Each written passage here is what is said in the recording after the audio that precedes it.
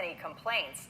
Take a look for yourself. This charming multi-unit apartment complex in Queen Anne is now covered in plywood after neighbors reported the property as a nuisance. Now, the city of Seattle says it's boarding up the building after the owners failed to respond to an emergency warning. And this is all part of a larger effort that the city started back on June 1st to try to clean up vacant buildings. Yeah, so Q13's Nadia Romero explains why new fines are piling up on delinquent owners. Under sunny skies off Queen Anne and Aloha Street sits this quaint apartment building called the Castle Court, described online as a pre-1920s 23-unit building. I'm kind of astonished. It still looks pretty good. Today, Pam Peering and Rick Hooper walked past as it was getting boarded up. Tragic that this building is vacant at a time when we need housing so desperately in the city. And now the inside of the building is in desperate state.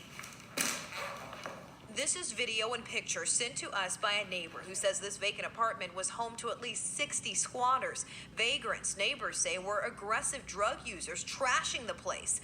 Those complaints came to the city where Wendy Shark works. Anytime a vacant building is open, it warrants an emergency order. This is the emergency order sent to the owners, Node Seattle Queen Anne LP. But we reached out many times through email and phone calls, and they didn't respond. This is the second time the city's boarding up the place in the last 2 weeks, more than a month after the first emergency order was sent out. We will go out and check the property at the owner's expense, unfortunately.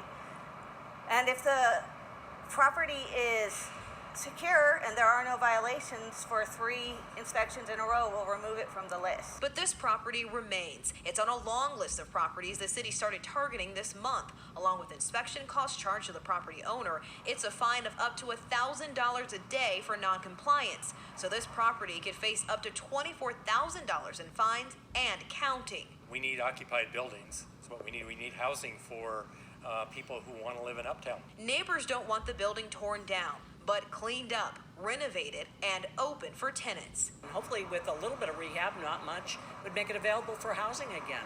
In Seattle, Nadia Romero, Q13 News. Well, this case now goes to the city attorney, who could file a lawsuit against the property owners to enforce fines. Ultimately, though, the city says it can only seize properties under extreme circumstances. City officials say their main goal is to get property owners to comply and utilize their properties in some way.